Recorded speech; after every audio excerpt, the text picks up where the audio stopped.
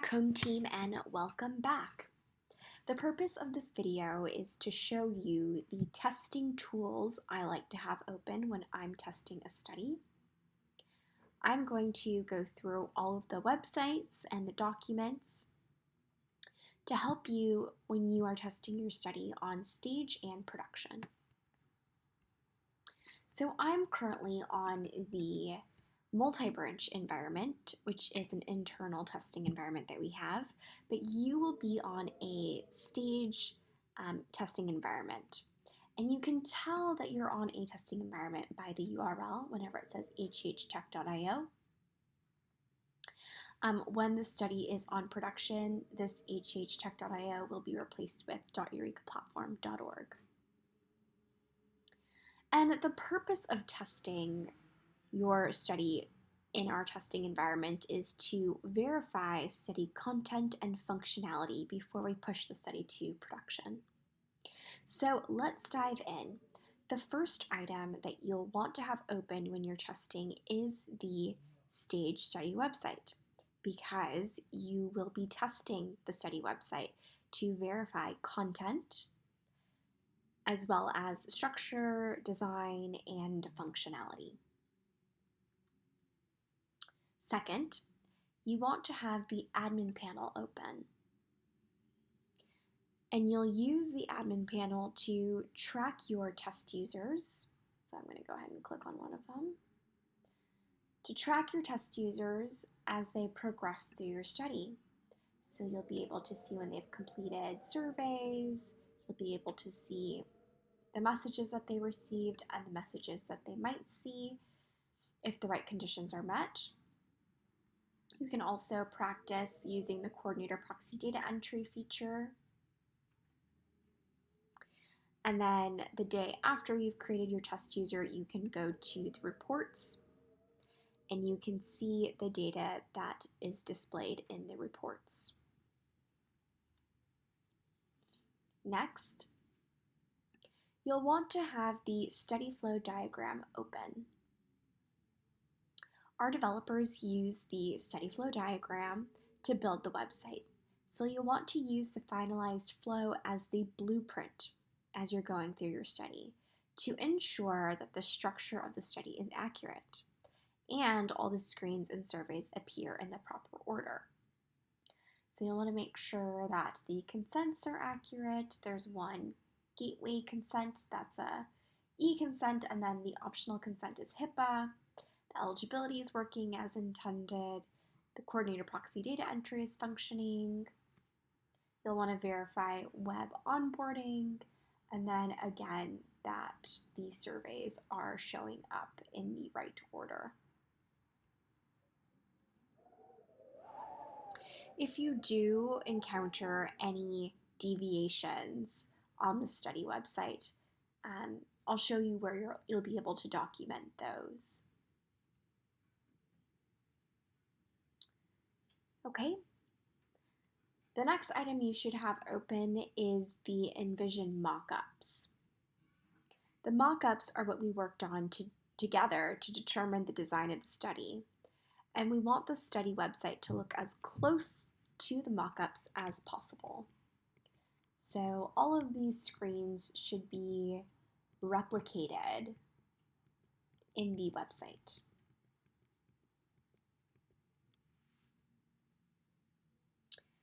And again, if you notice any deviations from those or any deviations in general, you're going to want to add those to this back home studying testing Excel sheet that I created for you guys. So this is the last item that you should have open when you are testing your study on stage and production. And so, like I mentioned, any content errors, any functionality errors, any design errors that you encounter, you'll want to document those in this Excel sheet. And there are two tabs currently in the Excel sheet. There's a study team stage testing tab and a stage tickets update tab. When the study is on production, I'll go ahead and add another tab which will say study team production testing. It'll look exactly like this workbook with the exact same columns. But let's go through the columns now just to clarify how to enter data into this Excel sheet. So column A says item or bug description, and this is where you're going to note or document any deviations on the study website that you encountered. So I'll give you an example. Let's say that on the demographics survey, a participant was able to enter a negative number for a question about household. So for a question asking how many people are in your household, a participant, or a test user, I should say, was entering in or was able to enter in a negative number. So they entered in -1. So that is a bug because we obviously we don't want participants to enter in negative numbers for their household. So you would type in the bug in column A. In column B, that's labeled location and study flow diagram, you'll want to either pull up the study flow diagram if you don't have it memorized, so you can tell us exactly where this bug is occurring. Or if it's not clear in the study flow diagram, you can actually use the study flow to name the exact screen. So instead of saying it's in eVisit 1, survey number 1, you could say it is in the demographic survey in section basic information. So you can identify screens in a number of ways. You can identify them by their location in the study flow and also by the name of the screen in the study flow. Okay, so we're going to say that this error occurred in the in the demographic survey, which is in the basic information section. So I would type that in here. And I think that what would also be really helpful for this particular scenario is to add in the question. So adding in what question exactly had that error. The next column in column C, you're going to add in the expectation. So this is where you're going to tell us what you expected to occur versus what actually occurred. And this will allow us to debug the issue. So for this example, you would indicate that a participant should not be able to enter in a negative number. And then for column D, we would like you to enter in a Eureka ID. So this is going to be the participant's ID. And this also helps us encounter the bug quicker so that we can debug it.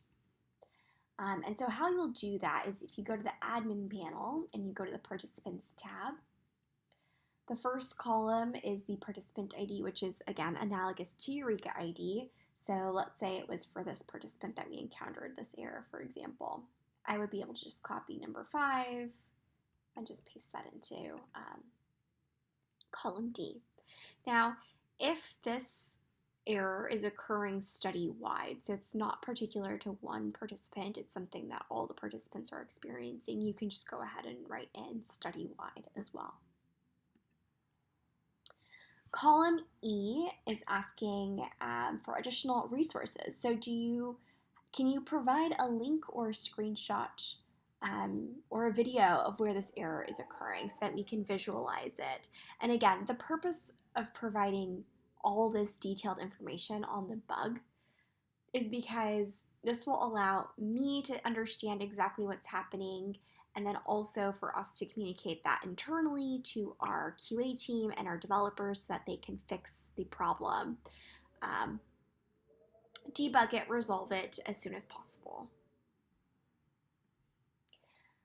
Last column is column F, which is Eureka responses. So periodically I will be going through this Excel sheet and I will be reviewing the documentation in here, and I will provide responses on how we're going to go about fixing the bug, if this is something that needs to be fixed by a developer, providing somewhat of a timeline update of when you can expect for the issue to be resolved, etc., etc. Or sometimes if this is something that we actually can't change, providing that feedback as well. Okay, so that's how you would fill out the study team stage testing Excel sheet. The next tab that we're going to go over is the stage ticket updates Excel sheet. And the stage ticket updates Excel sheet is going to be where I am going to let you know where we're at in fixing this issue. So I'm going to go over these columns as well. So the first column, column A, is stage issues. So for each issue or each bug that we encounter, we create a ticket. And so I will provide individual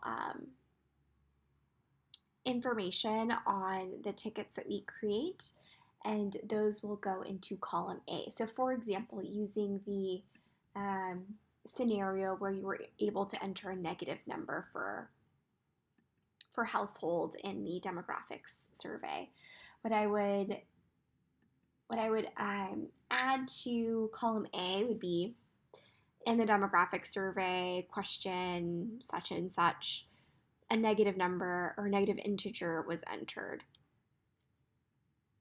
And so that would be one of the rows in stage issue. Column B is referring to status. And what status means is where we're at in fixing this issue. And then we have two statuses here. So tickets that are currently being worked on, tickets or questions that need follow-up. So if we added the stage issue of participants being able to enter negative numbers for such and such question, I would either put it in the tickets that are currently being worked on if our developers are actively working on the ticket, or if it's in the queue. And if it's not being currently worked on and I needed additional follow-up, or I had additional questions about how to resolve this ticket, then it would go under here in tickets or questions that need additional follow-up. And then the last column here is comments. So comments are just additional information that I provide to you guys to let you know either more detailed info on where we're at, or if there are delays, additional questions, things like that. Okay, so that goes over the Back Home study testing Excel sheet. Feel free to let me know if you guys have any questions about the testing materials that we went over today.